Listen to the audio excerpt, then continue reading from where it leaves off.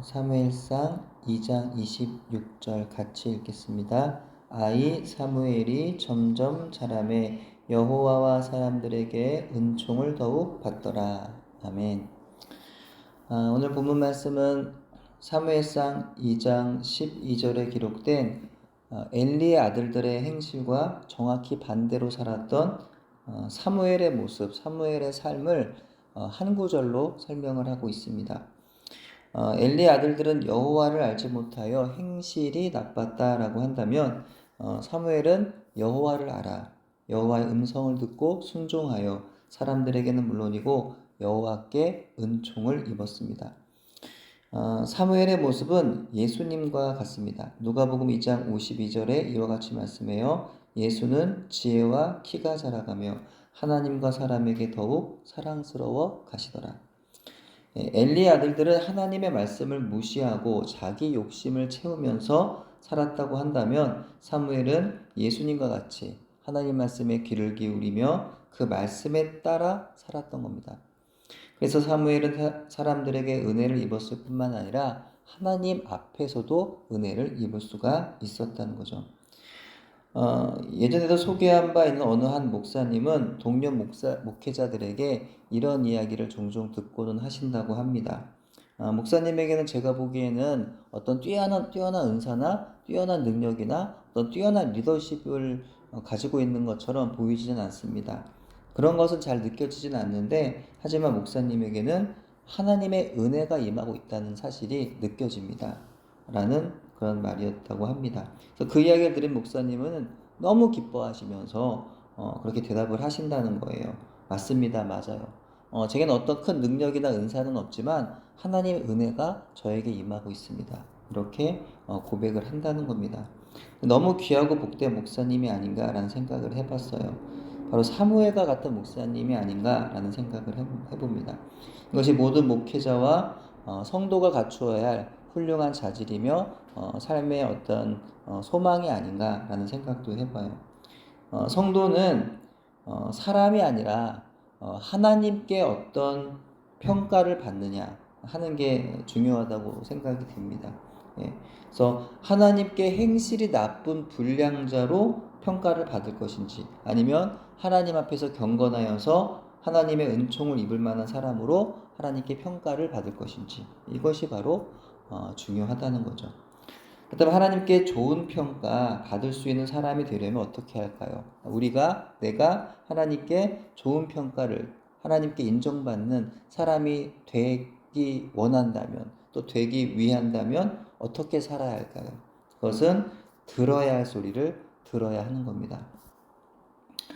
엘리 아들들은 사람의 소리, 육신의 소리, 사단의 소리를 들었어요. 야, 너는 제사장의 아들이야. 여호와께 드린 재물은 다 너 거야. 너가 가져도 돼. 네가 다 마음대로 취해도 되는 거야. 네가 주인이잖아. 너가 가지지 않으면 누가 갖겠니? 너가 네 것을 먼저 챙겨. 그 소리를 엘리 아들들은 들었다는 거죠. 그 소리를 자꾸 듣다 보니까 그들은 이기적이고 탐욕적인 사람이 될 수밖에 없었다는 겁니다. 하지만 사무엘은요, 사람의 소리, 육신의 소리를 들은 것이 아니라 하나님의 소리를 들었다는 거예요. 너는 나의 아들이란다. 그러니까 너는 거룩해야 하는 거야. 그 목소리 앞에서 사무엘은 겸손히 엎드렸던 거죠. 또한 그래서 그분의 음성 앞에서 순종했던 겁니다. 그렇습니다. 성도 하나님의 백성은 사람이 아닌 하나님의 소리를 들어야 한다는 거예요. 그러니까 사람을 의식하는 게 아니라 하나님을 의식해야 한다는 거죠. 사람에게 어떤 말을 듣는 것이 아니라 하나님께 어떤 말을 듣느냐, 그게 중요하다는 겁니다. 그래서 사람의 인정이 아니라 하나님의 인정을 받을 수 있는 사람이 되어야 한다는 것이고 그런 사람이 되어 간다는 거죠. 사람의 말을 계속 들으면은요, 인간적인 사람이 됩니다. 하지만 하나님 말씀을 들으면 성령의 사람이 됩니다. 사람의 말을 들으면 육신적인 사람으로 살아가게 되죠. 하지만 하나님 말씀을 들으면 하나님의 성품을 닮아서 거룩한 새 사람으로 살게 됩니다. 하나님 말씀이 죄인으로 하여금 의인이 되게 하는 거죠. 존재론적으로 완전히 다른 사람으로 변화하게 만드는 겁니다.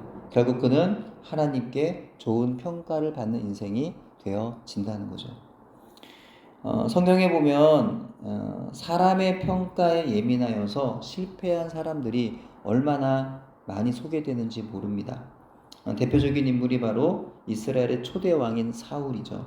그는 한 나라의 권력을 쥐고 있는 왕이면서도 한낱 시골에서 양이나 치던 어린 목동을 칭찬하는 여인들의 소리를 듣고는 고작 시기심 때문에 하나님을 떠나고 말았습니다. 신약 시대에 와서 초대교회 같은 경우는요, 아나니와 삽비라의 경우, 그죠? 사람들의 시선, 사람들의 인정을 받기 위해서 하나님 앞에, 성령 앞에 속이잖아요. 예.